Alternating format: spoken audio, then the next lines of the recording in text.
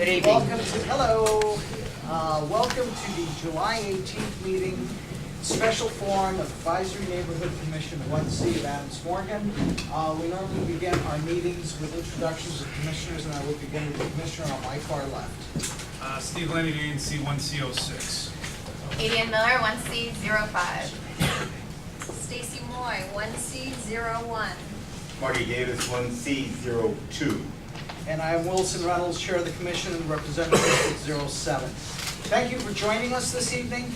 We have a lot of material to cover, and we have a process for doing it. So the first thing I'm going to do is to ask that you please turn off or put on mute your communication, PDA, cell phones, iPhones, or whatever the other thing you've got with you. The minimum number of interruptions, the better. The secretary's not here yet, so we can't do the consent agenda. So I think we can just go right into the first presentation. That would be my recommendation. So we have three parts to this meeting this evening. We have a presentation that is going to be given to us by Mr. Matt Jessic from the Office of Planning on a rather specific topic of the relationship of the comprehensive plan, which is the city's blueprint. By the way, I want to stop for a second. I apologize, I should have said this earlier. We do have interpretation services here. The young lady in the back has equipment. If someone here speaks Spanish and they would like to take advantage of this, please do so. Back to what I was saying. The city's master plan for zoning is called the comprehensive plan. There is a relationship to that plan and the requests for the zoning changes as it relates to this hotel project. There are 3 lots in question. 2 of those lots are under the Reed Cook overlay under a designation called C2B. 1 lot that the church sits on is not in the Reed Cook overlay, and I believe that designation is R5B, right? This is a rather complex piece of information, so I will request your attention. The second item we will move on to is Ms. Gabriela Vega. Are you here yet? Okay, she is coming. Will be presenting from the Department of Transportation on their preliminary findings of traffic plans, traffic impact as it relates to the hotel project. And then the final portion of the meeting will be dedicated to organizations that have sent requests to the ANC to be included as part of the amenities package, which is part of the process of the zoning application. It's called the Plan Unit Development. We will have those presenters here with us. We're going to divide this into 3 sections. We'll do the Office of Planning first. We do have a lot to cover, so I am going to ask for your patience when you make your comments. We're going to do 1 round of questions. First will come the commissioners, then will come the public. We'll go on to the second presentation. We are going to do everything in our power to leave here before 10 o'clock. If there's enough time before 10 o'clock, we will go into additional questions. And with that, I would like to introduce the latest commissioner that is joining us. Catherine Botrich from ANC 1C08. Sorry, I'm late. Do you have the materials for the consent agenda? Here are the 2. Do you want to take it now, or do you want to take it at the end?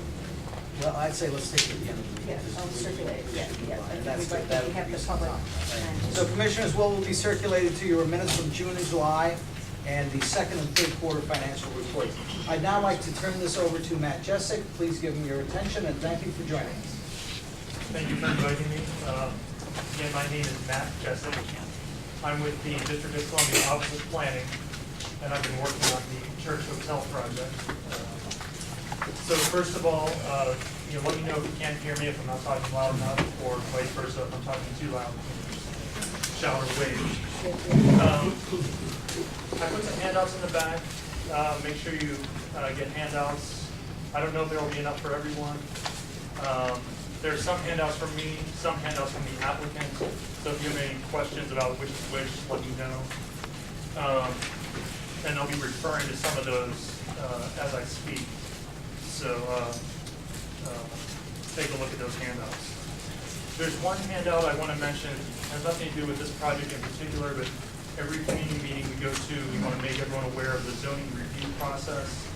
There's a handout in the back that explains the citywide process. We just want to get everyone involved and aware of that process as well.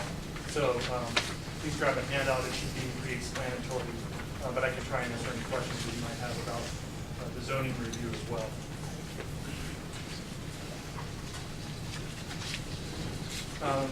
Feel free to interrupt at any time, but what I planned on doing was just going through the comprehensive plan quickly, what it is, and how it relates to this project, the Church Hotel project.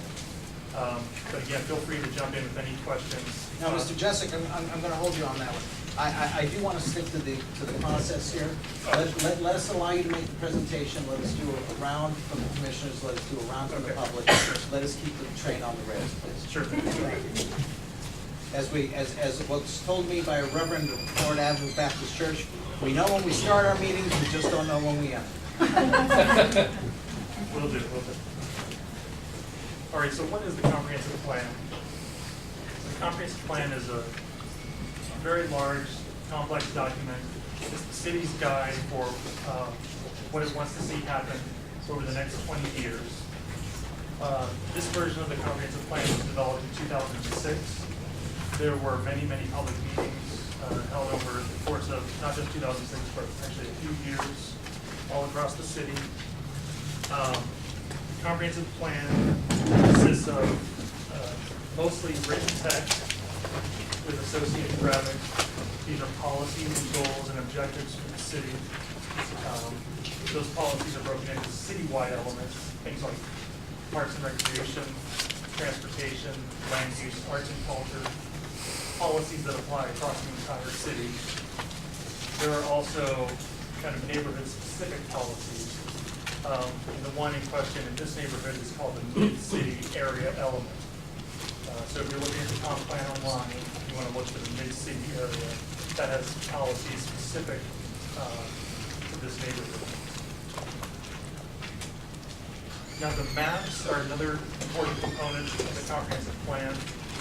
We'll get into those in a little more detail in a few minutes. But there are two maps, the generalized policy map, and that's one of the handouts where I zoomed in on the Church Hotel site.